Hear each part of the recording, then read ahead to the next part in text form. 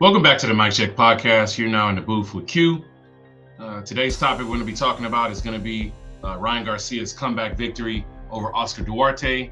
That victory came just yesterday, December 2nd, down in Houston. This was Ryan's first victory coming off of his knockout defeat to Gervonta Davis this past April. And it was a fight that was going to, test, what kind of skill set, what kind of things that Ryan has improved on. And it effectively did. Oscar Duarte obviously came into this fight as a durable guy, an undefeated guy, a guy with some good pop, some good power. So obviously that was something that was going to test Ryan to see what he would be able to do in his first fight under Derrick James. So not only was he transitioning from his first loss, he was also transitioning trainers as well when you talk about now fighting under Derrick James. So my thoughts on the fight, I thought that there were some improvements from Ryan's game. I thought that he took his time. I thought that he was a little bit more composed with his offensive attacks. I thought that he used his jab a little bit better than he did in his fight with Gervonta Davis. And I thought that he showed a little bit better durability.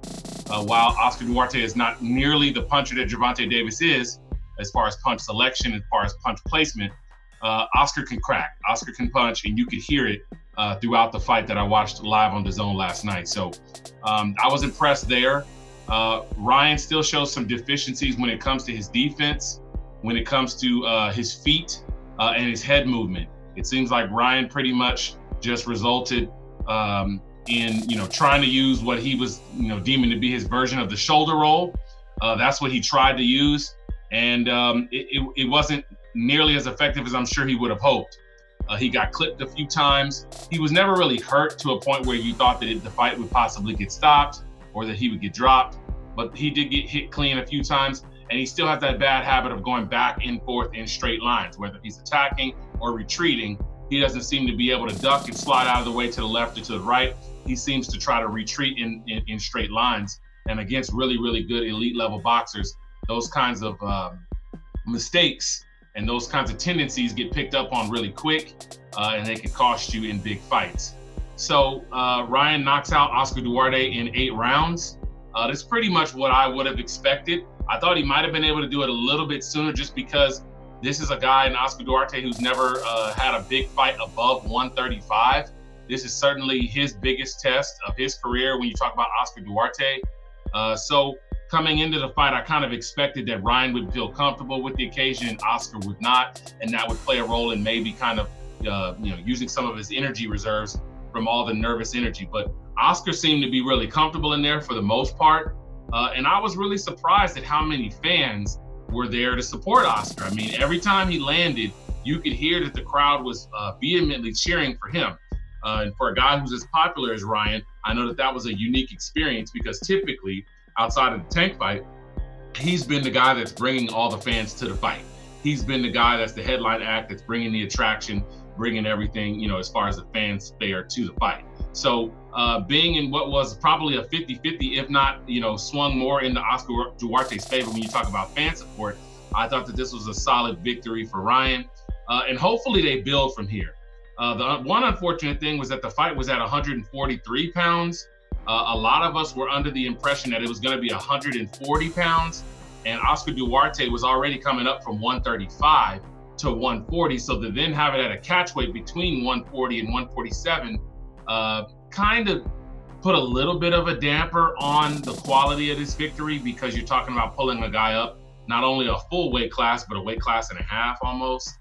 But maybe it was just a situation where they didn't feel it was necessary to drain Ryan, to make him drain those last couple of pounds off, because it wasn't for a major title.